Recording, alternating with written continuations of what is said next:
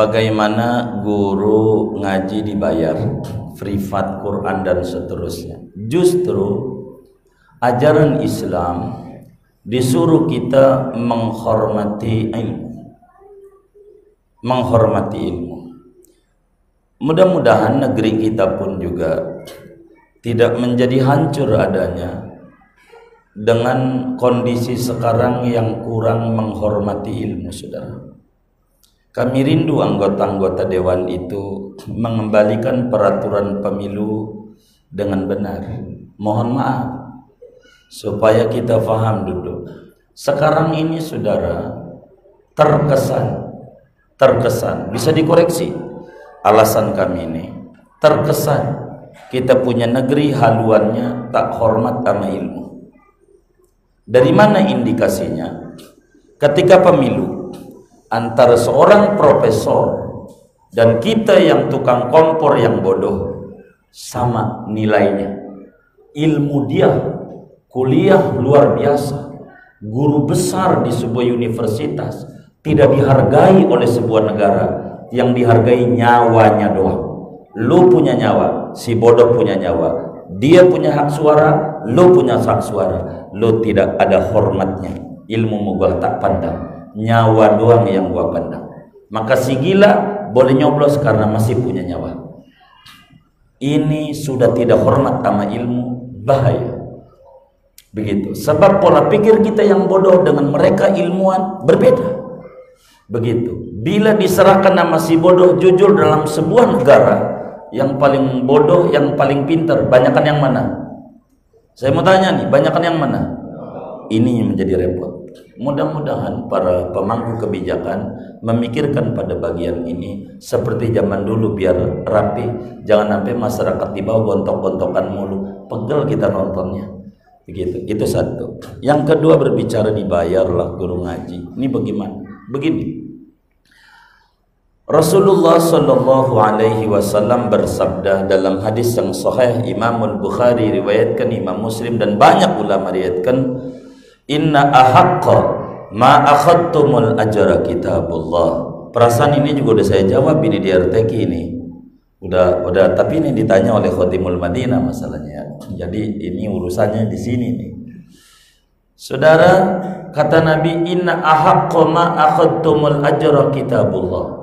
Sesungguhnya yang paling pantas untuk diberikan bayaran adalah kitab Allah, Al-Quran. Zaman dulu baca Fatihah, sahabat baca Fatihah itu dibayar 100.000 ekor kambing. Fatihah doang. Kira-kira seekornya kalau kita ambil 1 juta aja, ini tukang kambing kan, 1 juta aja seekor, kari 100.000 ekor, berapa tuh? Wis segitu aja digitnya habis di HP-nya, susah ngitungnya. Tuh begitu. Cicitnya Rasulullah, Imam Ali Zainal Abidin punya anak namanya Muhammad Al-Baqir. Beliau suruh ngaji kepada Sayyidina Abdurrahman As-Silmi. Dibilang sama khadimnya, tolong bawa ini Muhammad Baqir supaya ngaji sama Abdurrahman As-Silmi, tolong diajari. Beliau seorang qari, ahli tajwid, ahli Quran. Abdurrahman As-Silmi diajarin Fatihah, bisa. Pulang, lalu ditanya sama abahnya, anakku, ya Pak, ngaji apa sama guru? Ngaji Fatihah, Pak. Boleh abah tes? Boleh. Coba abah pengen dengar. Fasih dari mulai bismillah sampai waladhdallin amin. Langsung Sayyidina Ali Zainal Abidin bilang sama khadimnya, ada berapa unta di kandang? Ada 12.000 ekor. Tolong kasih sama gurunya. 12.000 ekor. Kasih sama gurunya. Kasih sama gurunya. Sama uang 4.000 dinar. 4.000 kali 4, 1,6 kilogram emas. Itu Abdurrahman As-Silmi bilang, ayastazi ubi. Itu Zainal Abidin itu emang ngolok-ngolok saya itu. Begitu, masa ngajarin Fatihah aja begini? Bawa pulang. Nggak mau dia. Nanti ini kan raja masalahnya, repot ini. Gubernur. Maka kemudian datang Abdurrahman As-Silmi, didatangin oleh Imam Ali Zainal Abidin, bilang, Ini bukan menghina, ini masih kurang. Kalau ada aja 100.000 ekor saya kasih, cuman ada di kandang 12.000 doang. Ini guru makasih anak saya bisa baca Fatihah. Orang dulu tuh hormatnya sama ilmu kayak begitu. Enggak kayak kita, ya Allah guru TPA sampai 3 bulan belum dibayar-bayar.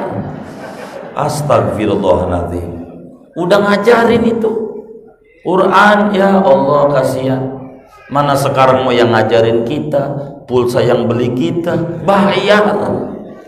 Ada nggak yang kayak begitu tuh? Maka penting dibayar. Kami aja memotivasi masjid tuh, tolong yang imamin tuh kasih duit.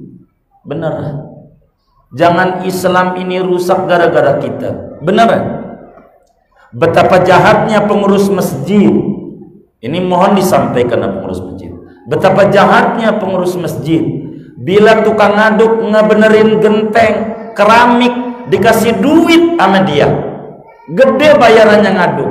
Yang bikin umat sah sholat disembarangin, jahat, dia bakal diminta pertanggungjawaban di akhirat. Benar aja, diminta pertanggungjawaban di akhirat. Agama diinjak-injak sama dia.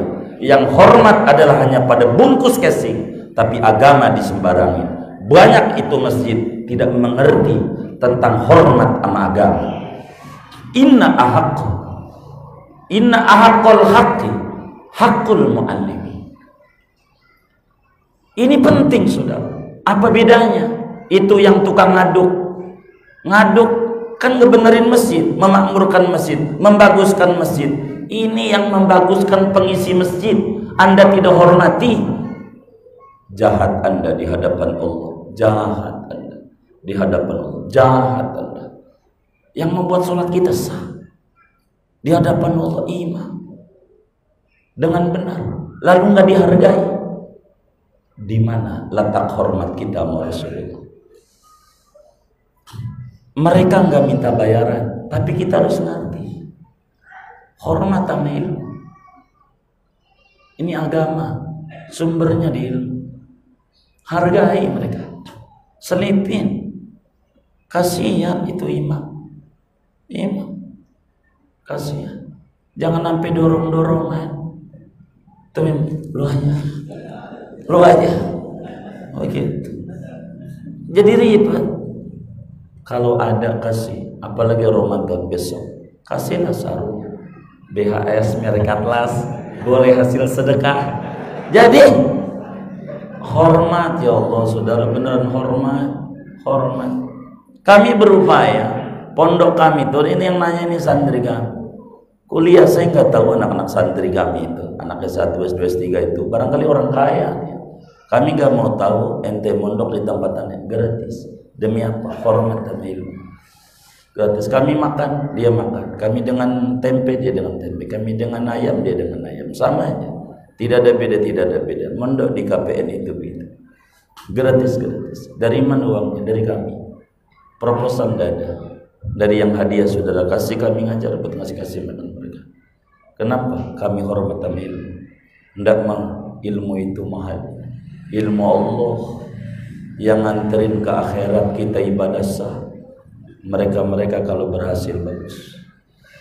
Penting kita hormat sama ilmu. Jangan kita nyembarangin ilmu. Jangan anak kita pintar tapi nggak benar karena kurang hormat sama ilmu. Maka guru Quran dia dikasih ambil. Begini saudara, biar kita paham. Ini sebetulnya kajiannya tasawuf. Ikhlas ini ada dua, saudara. Antara ikhlasnya guru sekolah dan ikhlasnya kita wali murid, itu beda. Ikhlasnya guru sekolah, guru TPA, guru madrasah tidak minta dibayar. Itu ikhlasnya mereka. Tapi ikhlasnya kita sebagai wali murid membayar SPP atau syahriah atau iuran bulan, baru kita ikhlas. Kalau enggak, kita enggak ikhlas namanya. Itu belum ikhlas. Maka anak kita boleh pintar belajar tapi enggak benar, bisa jadi koruptor segala macam. Ini gara-gara ada dia iuran yang belum dibayar. Maka kalau kita ada anak kalau keluar belum bayar, bayarin sekolah. Benar. Keringat orang itu. gitu, keringat orang kita enak. Kasihan itu guru-guru Quran, TPA, privat, segala macam, kasih yang ada, kasih. Kita tidak boleh minta bayaran si guru Quran, tapi yang itu tuh kasih dia, kasih sebagai hormat ama ilmu, saudara, hormat ama ilmu. Imam kasih, maka dana masjid tuh kasih tuh selipin nih buat imam, ala kadarnya aja dah. Emang pendapatannya dikit, emang kotak si jalan tapi kayak tol Serpong cepet banget kunciran itu. Nah, iya dikit ya, enggak apa-apa begitu. Jadi boleh ambil yang kayak begitu. Ini kita kurang hormat. Ketika orang kurang hormat sama agama, enggak kayak orang dulu, maka kita enggak ada apa-apanya. Maka kalau kita pengen mulia, hormat sama ilmu, hormat sama ilmu. Ada ulama di Tangerang sebelum jadi kabupaten ini masih satu tuh, namanya Kampung Sesak, Kiai Suhaimi, pesantrennya Al Husna wa Ziyadah. Zaman masih mondok di Yai Thohir, dia paling bodohnya orang, babal belajar. Tapi ayahnya masya Allah, ayahnya Abah Emi ini kalau Yai Thohir ngasih, dia kan petani, ngasih beras bisa 20 ton. Ini saya kagak ngerti kiai, anak saya bodoh, saya orang tani, saya mau doain aja bisa jadi kiai. Maka Abah Emi itu alim kabir, kata beliau, saya mah bisa pinter kayak begini, berkata Batohir aja ya, saya mau kagak bisa apa-apa anak petani. Begitu ada di Tangerang, Keronjo kalau nggak salah, atau Mekar Baru, Keronjo kayaknya mungkin sekarang ya. Itu banyak. Ala kulihan, hormatlah kita sama ilmu. Boleh guru Quran itu menerima imbalan, tapi kalau nggak dikasih jangan menggerutu. Jangan. Ini gue berhenti nih, nggak dikasih. Jangan. Ini ngambekan namanya. Ngambekan. Pokoknya dikasih diterima, nggak dikasih nggak apa-apa. Niat kita dakwah, niat kita dakwah, kita ukur dakwanya Rasulullah, nggak ada apa-apanya. Itu hal yang paling penting. Kurang lebih demikian. Panjangnya banyak lah. Boleh ala kulli hal. Wallah.